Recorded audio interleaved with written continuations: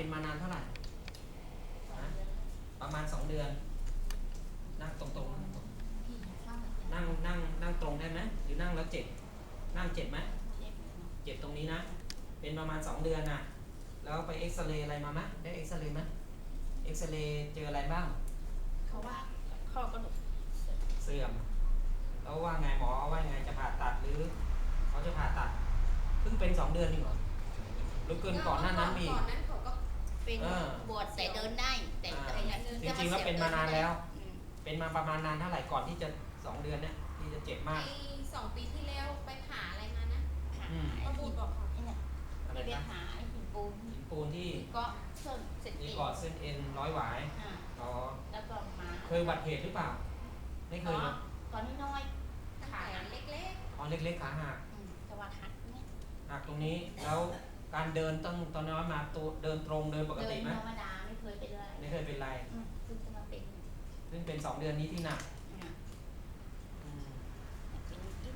ปวดตลอดเวลาหรือบางครั้งปวดตลอดเวลานอนปวดไหมยืนเดินปวดนอนกับยืนเดินไหนปวดมากกว่ากันมันปวดเอากันนะพอๆกันกินยาก็หายปวดกินยาทุกวันแล้วกินยามานานเท่าไหร่แล้วครับนานประมาณนานแล้วเท่าไหร่ครับประมาณ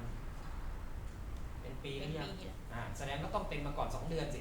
แต่ที่เป็นหนักที่2ก็ใช่ไงก็เนี่ยที่หมอถามก็คือ1เป็นหนักช่วง2 เดือนแต่ก่อนหน้านั้นมันต้องมีเหตุมันไม่ได้อยู่ดีมาเป็นหรอกทันทีใช่ไหมแต่มันปวดมาเรื่อยแต่ก็ไป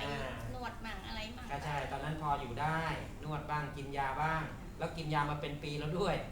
กินยาแก้อะไรบ้างครับยาแก้ปวดอักเสบแล้วได้มีโรคกระเพาะตามมาไหมเนี่ยโชคดีไปเพราะส่วนใหญ่ถ้ากินนานๆแล้วโรคกระเพาะนะไตเราก็ต้องทำงานหนักแล้วเพิ่งเอ็กซเรย์ใช่ไหมมันเป็นเอ็กซเรย์เนี่ยมันเป็นหนักมีไหมเอ็กซเรย์มาไหมไม่ได้เอามาไม่ได้มาเหรอเดี๋ยวได้นะนอนหงายตอนนี้เดินแล้วขยับเลยนะต้องใช้ไม้เท้านอนหงายสิครับนอนหงายเดี๋ยวจัดเช็คดูนะ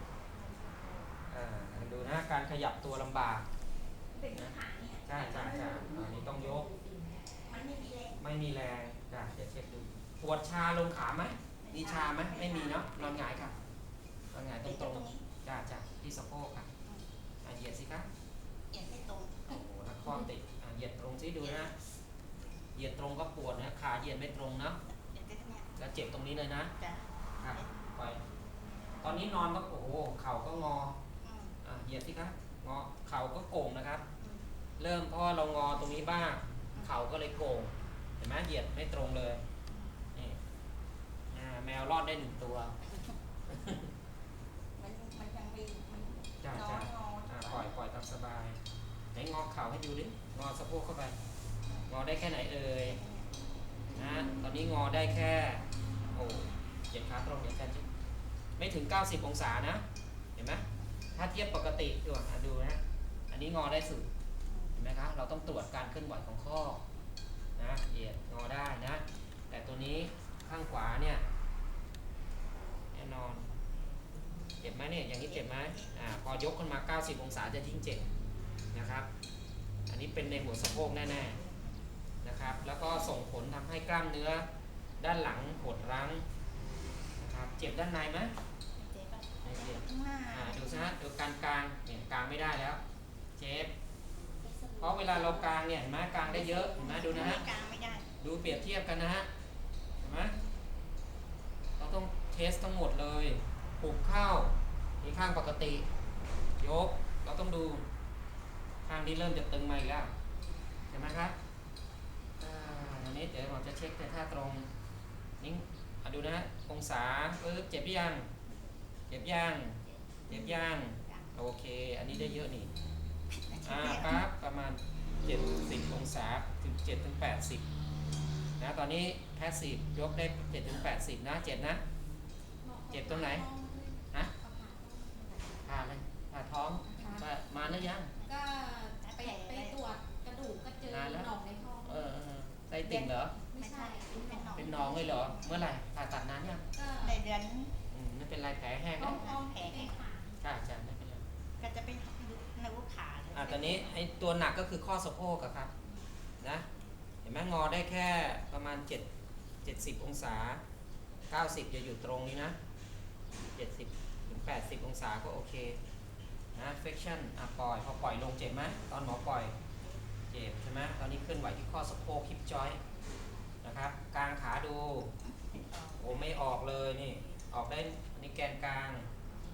ดูนะได้นิดเดียวได้ประมาณ10องศาเจ็บมากเห็นไหมถ้ากลางเจ็บคุณต้องตรวจทั้งหมดนะครับวิธีการให้เทียบกับขาดีเห็นไหมนี่เขากางได้ปกติการกางข้อสะโพกต้องได้ถึง5-60องศาด้วยซ้ำบางคนฝึกมากๆอาจจะได้ถึง90แต่นี่กางไม่ได้เพราะอะไรในมันปัญหาอยู่ในจอยฮิปจอยข้อสะโพกถูกไหมครับถึงบอกต้องรู้การเคลื่อนไหวทีนี้ตัวนี้งอเข่าค่ะงอเข่างอเข่าตอนนี้ถ้าเรางอในท่างอเข่าก็ได้ดีขึ้นได้ประมาณเกือบ90นะครับนี่เมื่อกี้ยกขาได้80ถ้างอเข่าได้เกือบ90ลดแรงตึงลงมาได้เปรียบเทียบระหว่างท่ายืดกับท่างอนะฮะเส้นนี้จะตึงโอเคนะอดเช็คองศาไว้ด้วยกลางดูหน้ากลางท่ากลางเนี่ยดูได้น้อยมากประมาณ10องศาเอง10ครับผูกเข้าผูกเข้าเจ็บไหมผูกเข้าได้เยอะเจ็บไหมผูกเข้าได้เยอะ adduction กล้ามเนื้ออะไรทำงานสอนไปแล้วนะกล้ามเนื้ออะไรทำงาน adduction มีทั้งหลายมัดไม่ท่องกันเลยนะ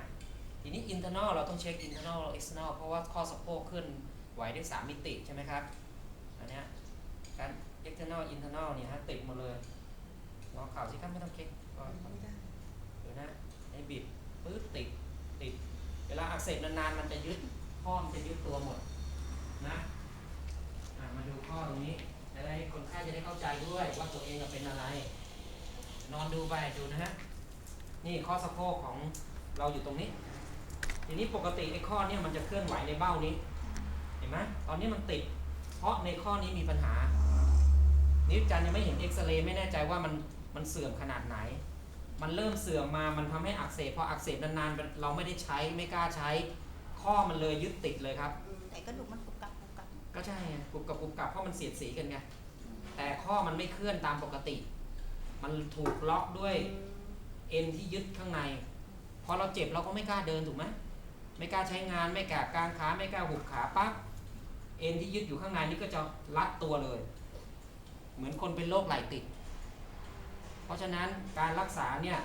ต้องดัดข้อค่อยๆดัด เดี๋ยวหมอจะสอนไปให้ดัดตัวเองด้วย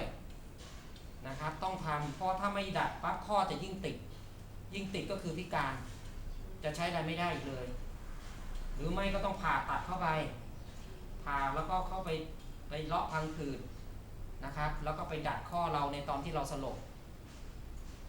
นะแต่ถ้าวิธีที่ปลอดภัยที่สุดคือค่อยเป็นค่อยไปโดยการทำกายภาพนะครับแล้วอยู่บ้านก็ต้องหมั่นประคบ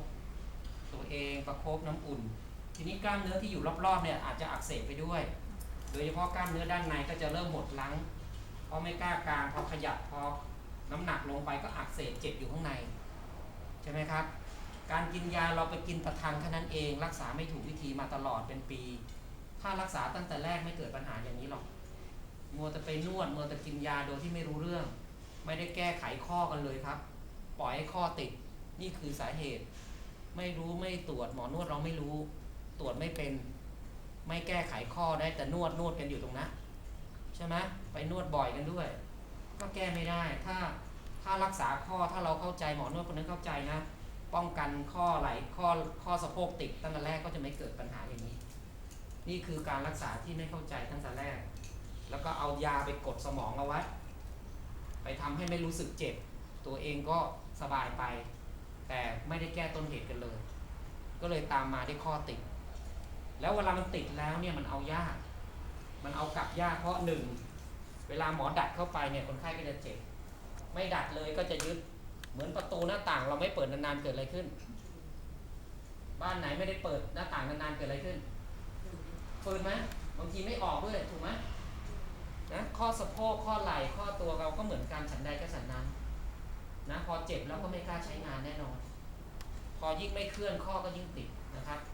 นิดนึงนะครับ ตอนนี้หมอกำลังปรับให้ เจ็บบอกนะคะ เจ็บมากไปบอกนะเอาพอประมาณนะคะ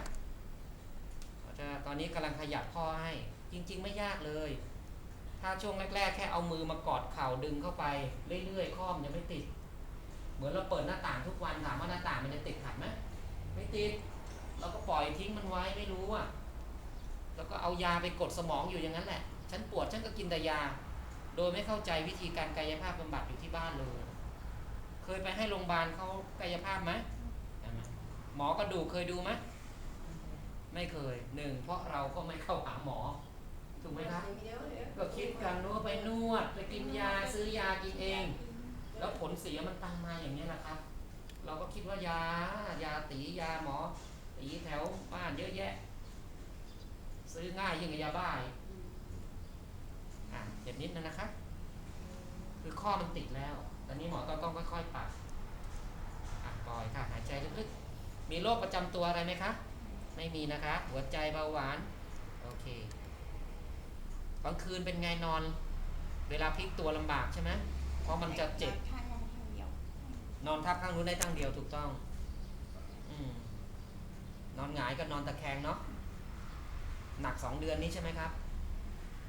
นี่เจ็บไหมที่หมอกดนี่เห็นไหมกล้ามเนื้อรอบๆกูเตียสมีเดียสแม็กซิมัสต่างๆพิลิฟอร์มิสกลุ่มกล้ามเนื้อสะโพกจะอักเสบหมด